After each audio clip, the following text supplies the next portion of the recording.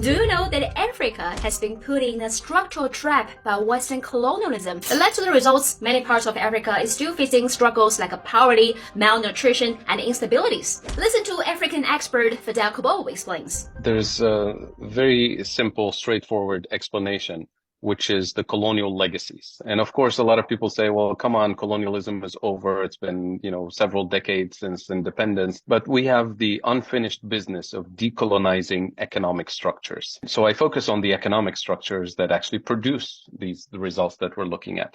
So when it comes to the colonial role that was imposed on the African continent, it can be summarized in three basic points. Number one, we're supposed to be the place for cheap raw materials for the industrialized world. We still play that role today. Number two, we were supposed to be the place that consumes technology and industrial output from the global north.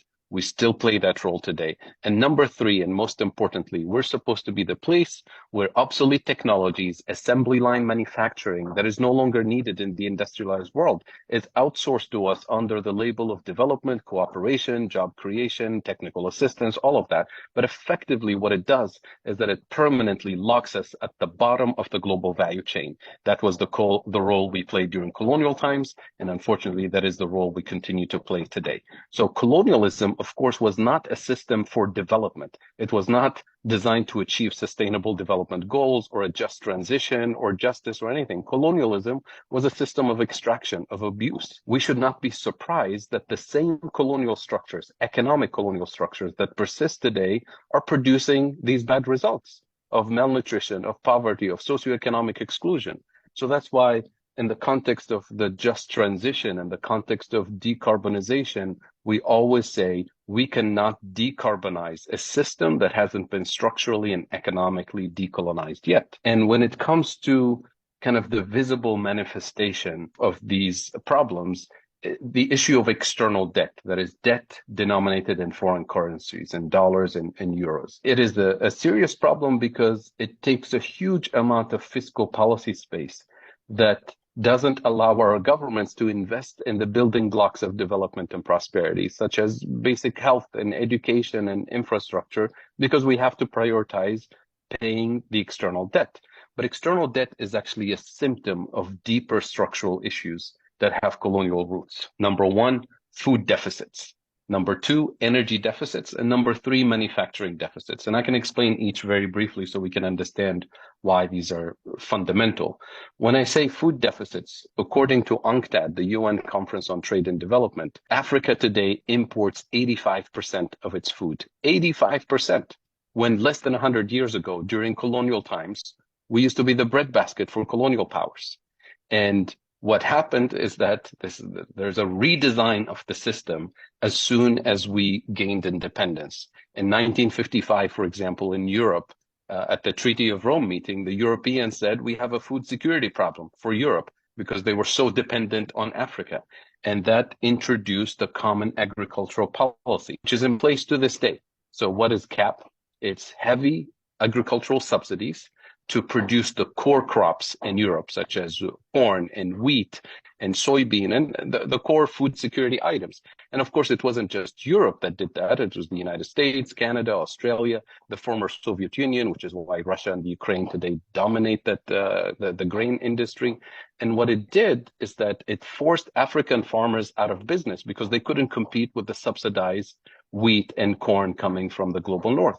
So we had to redesign our agriculture to specialize in cash crops for exports: coffee, tea, tobacco, bananas, all the complementary items. So today we live in a world where we consume what we don't produce and we produce what we don't consume.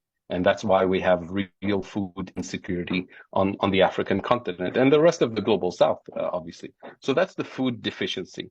Number two, energy deficiency. When I say energy deficits in Africa, I include our biggest oil exporter on the continent. Nigeria today imports 100% of its gasoline, not by accident, by design. Angola, our second largest oil exporter, imports 80% of its fuel from international markets. So we're constantly denied the technology for processing, the technology for drilling, the technology for refining So we export crude oil, we import refined petrochemicals. You export the cheap stuff, you import the more expensive stuff. So you're always in a deficit situation.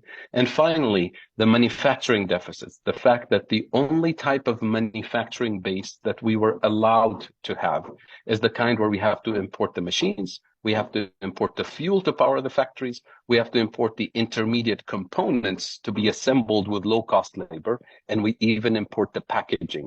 So we end up with the value-added content of what we export is low value added, what we import is high value added. So you can double, triple, quadruple your export. You're always locked at the bottom of the value chain. And here's how it's manifested. You have these structural deficits, the most fundamental areas. As you know, no country can function without food, without fuel, without manufacturing. So we have structural trade deficits. And what structural trade deficits do is that they weaken our currencies relative to the dollar, relative to the euro. And with the weaker currency, anything I need to import the next morning, whether it's food or fuel or medicine, you import it at a higher price. So we literally import inflation in the most sensitive areas of the economy, therefore hurting the most vulnerable people in society.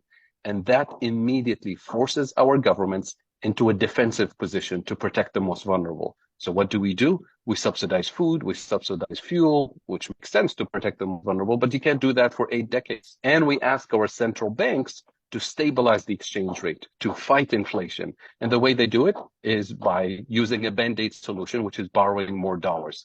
And that gets the external debt into a vicious cycle that is unsustainable, which means now the government is completely obsessed with prioritizing economic activity that will allow us to earn dollars as quickly as possible so that we service the debt. And we deprioritize economic activity that is actually transformational, that is actually the foundation of development and prosperity. And that is the essence of why we neglect so many of the priorities. And that's why a lot of the fiscal policy space that our governments have is dedicated to servicing the debt, which is by design the colonial architecture that was imposed on us. So that's why we say we can't really achieve the sustainable development goals or a just transition or any of the goals that we want to achieve under a system, an economic system that's still structurally colonized when we have economies that are technically steered from abroad.